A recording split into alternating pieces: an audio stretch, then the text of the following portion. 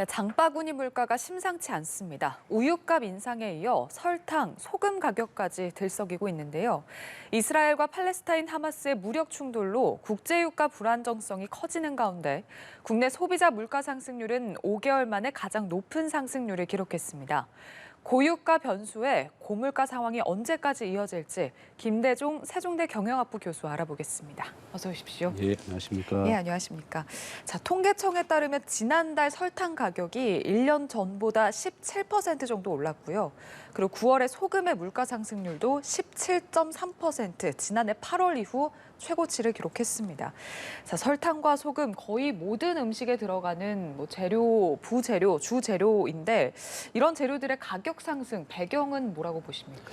예, 우리 물가라고 하는 것은 이제 인플레이션입니다. 물가 인상을 우리가 인플레이션이라고 부르는데 우리가 물가를 계산하는 방법은 380개의 품목을 가지고 계산합니다. 예. 우리가 정부가 목표로 하고 있는 금년도의 물가 인상률 목표치는 2%인데요. 이번 달에 한 3.3% 정도 나왔습니다. 미국이나 한국이나 전 세계 모든 나라가 물가를 잡기 위한 목표치가 2%라고 보시면 되겠고요. 예. 이 물가가 가장 크게 많이 오르는 이유는 코로나를 극복하기 위해서 전 세계가 돈을 풀었습니다. 그래서 시중에 돈이 많다 보면 사람들이 물건을 사기 때문에 돈을 줄이자 이런 이유 때문에 기준금리를 계속 올리고 있습니다.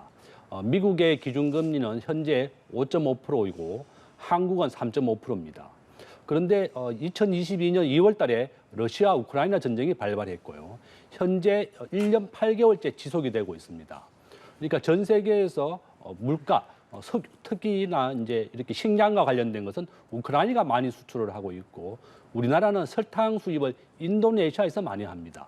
그런데 우크라이나에서 수출하는 밀이라든지 보리, 그다음에 설탕 가격 이런 것이 작황도 좋지 않고 전 세계가 전쟁도 지속되고 있기 때문에 이렇게 수출도 원활하지 않습니다.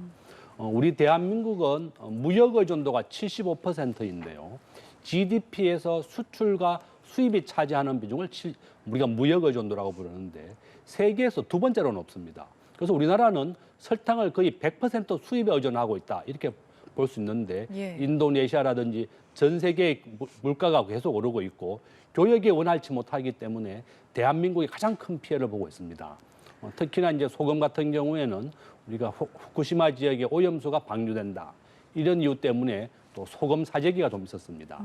소금이라든지 설탕, 우유값도 올렸고요. 모든 이런 물가가 오르는 것이 바로 반영이 되고 있고 정부가 목표치로 원래 금년 목표치가 2%대였는데 굉장히 어려울 정도로 설탕은 16%, 소금 17%나 되는 큰 폭의 물가 인상이 있었다 이렇게 볼 수 있습니다. 예, 그러니까 결과적으로 대외적인 이슈들, 변수들 때문에 글로벌 물가 상승이 이어지고 있다 이렇게 설명을 해주셨는데 앞서 언급을 했지만 지금 설탕, 소금, 우유도 마찬가지고 정말 거의 모든 음식에 들어가는 주재료지 않습니까? 때문에 이번 설탕, 소금의 가격 상승이 결과적으로는 가공식품, 외식 물가 상승으로 이어지지 않을까 하는 우려도 있거든요. 어떻게 전망하시는지? 저는 이제 우리 외식 물가 상승에도 크게 영향을 줄 것 같습니다. 예. 이런 설탕과 소금 같은 것이 가장 기본적인 재료이기 때문에 모든 물가 인상을 가져올 겁니다.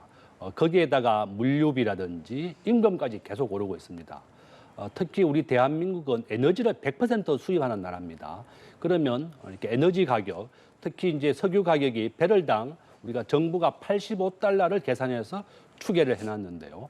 최근에 약 90달러를 넘어서게 되면서 올 연말은 100달러를 넘어서게 될 겁니다. 지금 석유 1리터에 한 1,800원 정도 합니다. 크게 올랐고 러시아와 우크라이나가 석유 감산을 했습니다. 감산을 하게 되면서 본인들은 러시아는 전비를 조달하기 위해서 감산에 동의를 했고 사우디도 좀 더 재정에 돈이 더 부족하기 때문에 감산에 동의하면서 석유 가격이 약 10% 정도 올랐고 최근에 또 이스라엘과 하마스 전쟁이 발발했습니다. 또 전쟁이 일어나게 되면서 5% 정도 올랐습니다. 이와 같이 우리나라는 100% 에너지를 수입하고 특히 석유의 70%를 중동에 의존하고 있습니다. 예. 이런 이유 때문에 우리나라의 물류비라든지 인건, 모든 물가 인상하게 되면서 식탁 물가에 비상이 걸렸다. 이렇게 볼 수 있습니다. 예. 또 지금 계절적으로 김장철을 앞두고 있어서요. 김장 물가를 걱정하지 않을 수가 없는데 지금 김장용 굵은 소금 수요도 계속해서 증가하고 있고 또 작황 부진으로 절임 배추 가격도 오르고 있어서요. 아무래도 김장 비용이 예년에 비해서 많이 오를 거다 이런 전망이 나오고 있습니다. 때문에 정부가 이달 중으로 김장 재료 가격 안정화를 위한 대책을 마련을 해서 발표하겠다 이렇게 밝혔는데 자, 김장 물가에 대해서 근본적인 대책이 될 수 있을 거라고 보십니까? 저는 뭐 쉽지 않을 것이다 이렇게 보고 있고요. 이제 우리가 김장을 하기 위해서는 여러 가지 재료가 있어야 됩니다. 예. 배추가 있어야 되고 그다음에 소금, 그다음에 부재료가 있어야 됩니다. 생강, 대파 이런 게 다 있어야 되는데 우리가 이제 식품이라고 하는 것은 조달하기가 굉장히 어렵습니다. 보통 우리가 공산품은 금방 공장에서 만들어낼 수 있지만 식품이라고 하는 것은 만들어내기가 굉장히 어려운 것이고 배추는 뭐 몇 달 정도 걸려야 되고 보통 상추는 한 15일 정도 걸립니다. 예. 지금 현재 우리나라에서 생산되고 있는 것들보다도 정부가 이렇게 물가를 안정시키기 위해서는 중국이라든지 외국에서 좀 더 많이 조달을 해서 가격을 안정시키겠다는 게 목표인데요. 또 우리나라 많은 사람들이 또 중국산보다는 국산을 더 선호하고 있습니다. 그래서 정부도 비축되어 있는 부재료를 특히 공급을 많이 해서 김장의 가격을 올리지 않겠다 이렇게 목표를 하고 있습니다. 이와 같이 김장을 보통 할 때 가장 우리가 배추 조달이라든지 이런 거였는데 바로 이런 것이 바로 물가에 크게 영향을 주고 있고 정부도 비축되어 있는 물량이라든지 중국에서의 김치의 부재료를 수입을 극대화해서 이렇게 국민들의 부담을 줄여줘야 되겠다. 특히 이제 우리가 삼고시대라고 부르는데요. 고물가, 고금리, 고환율입니다. 지금 현재 환율도 1,380원까지 최근에 올랐습니다. 그리고 우리나라가 에너지는 100% 수입을 하고 있고 모든 수입하는 물가가 환율이 오르게 되면 모든 물가가 같이 오르게 됩니다. 예. 바로 그런 것이 바로 국민들에게 큰 부담이 되고 있고 우리 국민들이 본인의 급여에서 세금을 제외한 것을 우리는 가처분 소득이라고 부릅니다. 그런데 이렇게 가처분 소득이 우리가 내고 있는 세금을 제외하고 워낙에 많은 물가가 오르다 보니까 또 이자 비용이 많이 크게 올랐습니다. 그러면 본인이 소득에서 이자와 세금을 제외한 것을 가처분 소득인데 이 가처분 소득이 크게 줄어드는 겁니다. 그래서 국민들이 더 큰 부담을 느끼고 있다. 그래서 정부는 좀 세금 인하도 굉장히 필요하고 또 더 많은 수입을 해서 모든 가격에 결정되는 원리는 수요와 공급입니다. 그럼 가격이 오른다 그러면 공급을 더 많이 늘려서 가격을 안정시키는 것이 가장 좋은 대안이다. 또 이렇게 볼 수 있습니다. 예. 교수님 말씀을 좀 듣다 보니까 참 안 오르는 게 없는 요즘이다 이런 생각이 드는데 맥주값도 오를 것 같습니다. 오비 맥주가 맥주의 공장 출고가를 평균 6.9% 어제부터 올렸거든요. 그러니까 지금 출고가가 올랐으니까 앞으로 음식점에서 파는 맥주 가격도 오를 것으로 보이고 또 오비 맥주가 출고가를 올리면서 다른 경쟁 주류 업체들도 가격을 올릴 거다 이런 전망이 나오고 있습니다. 때문에 결과적으로 맥주 가격 상승이 외식 물가 상승을 더 부추길 거다라는 분석이거든요. 어떻게 평가하시는지? 그렇습니다. 아마 맥주 가격도 오르게 되면 소주 가격도 같이 오를 것이고 예. 모든 물가를 도미노 현상 같이 오르게 됩니다. 우리가 이제 인플레이션이 이제 물가의 인상을 말하는 건데요. 물가가 오르게 되면 뭐가 안 좋은가 하면 우리 근로자들은 물가가 오르게 되면 기업에 가서 월급을 올려달라고 합니다. 그러면 기업의 입장에서는 월급을 올려주게 되면 판매 가격을 또 올리게 됩니다. 이와 같이 물가 인상은 경제의 악순환을 가져오기 때문에 모든 나라가 물가 인상을 2%로 목표로 하고 있는 겁니다. 우리가 코로나 시기에 전 세계가 현금을 풀었는 금액이 약 한 15조 달러 정도 됩니다. 미국이나 한국이나 전 세계가 코로나를 극복하기 위해서 돈을 많이 풀었는데요. 이 돈이 시중에 많이 넘치다 보니까 물가 인상이 계속 일어나게 되고 돈을 흡수하기 위해서 기준금리를 계속 올리고 있는 겁니다. 미국도 다음 달 11월 달에 0.25%를 또 올려가지고 다시 기준금리를 올리겠다고 했고 미국이 목표로 하고 있는 기준금리 인하는 2024년 하반기입니다. 앞으로 한 1년 가까이 남았습니다. 예. 그러면 미국이 2024년 하반기부터 기준금리를 0.5% 내리겠다고 했습니다. 그때까지는 물가 인상이 좀 더 있을 것이다. 미국이 당분간 고금리가 유지될 것이다 계획을 잡고 있고 정부도 이와 같이 고금리와 고환율이 우리나라의 물가에 크게 영향을 주고 있습니다. 그러면 최근에 맥주 회사라든지 소주 회사들이 이렇게 가격 인상을 하고 있는 것이 내년까지 좀 이어질 가능성이 높다. 정부가 이렇게 유류세를 인하한다든지 유류세 연장을 했습니다. 정부가 이렇게 우리 기업들이나 국민들에게 세금 인하를 좀 통해서 도와주는 것도 하나의 방법이 되겠다. 이렇게 말씀드립니다. 알겠습니다. 자, 당초 우리 정부가 10월부터 물가가 안정될 거다라고 전망은 했습니다만 지금 일부 기업들이 이제 주요 제품의 출고가를 인상을 하면서 당초 목표했던 물가 상승률 3.3% 달성이 어려워질 수도 있다라는 전망이 나오고 있습니다. 여기에 대해서 어떻게 보십니까? 저는 어려울 것 같습니다. 정부가 이제 미국도 그렇고 한국도 모든 나라가 물가 인상 목표가 2%입니다. 물가가 2%로 안정돼야만 경제가 성장하게 되고 우리 근로자들이나 일반 국민들이 본인의 근로 의욕이 더 고취가 되는데요.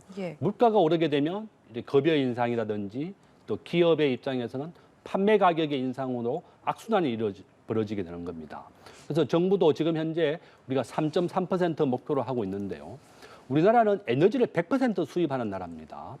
특히나 이제 70%가 중동에서 수입하고 있고 러시아와 우크라이나의 감산이라든지 또 이스라엘 전쟁이 또 지금 지속되고 있고 이런 대외적인 악재가 우리나라에 큰 영향을 주고 있습니다.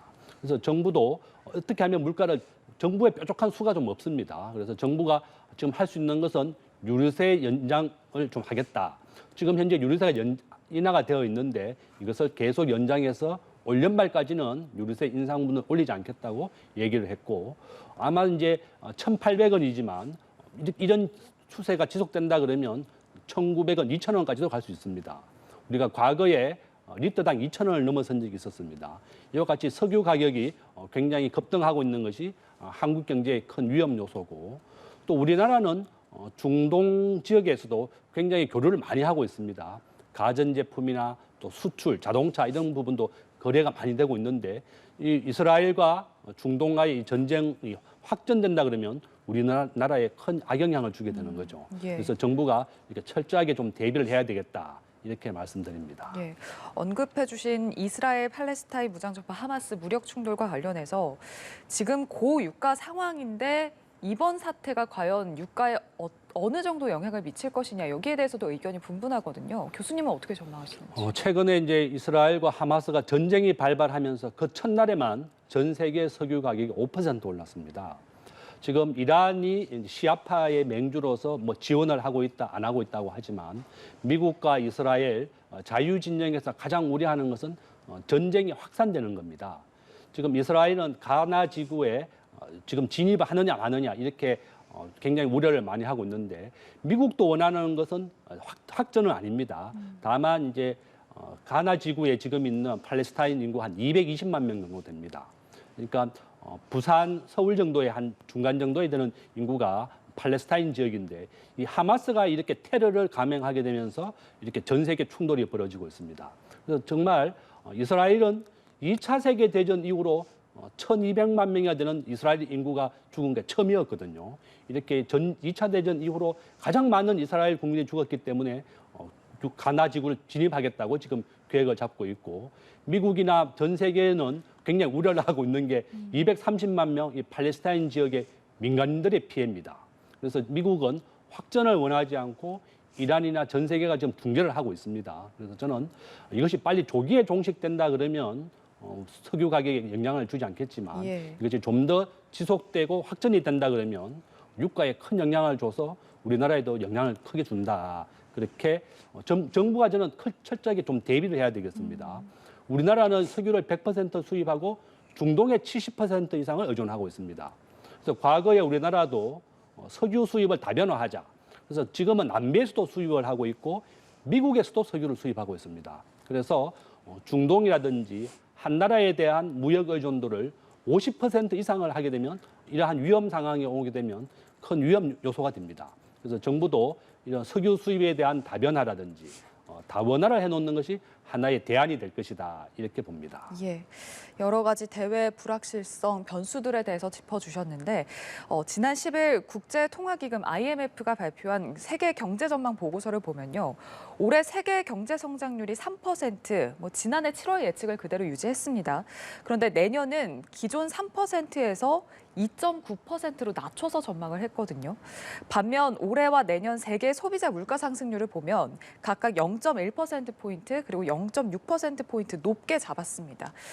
말씀하신 그런 세계 경제 불확실성 이런 부분이 좀 반영이 된 걸까요?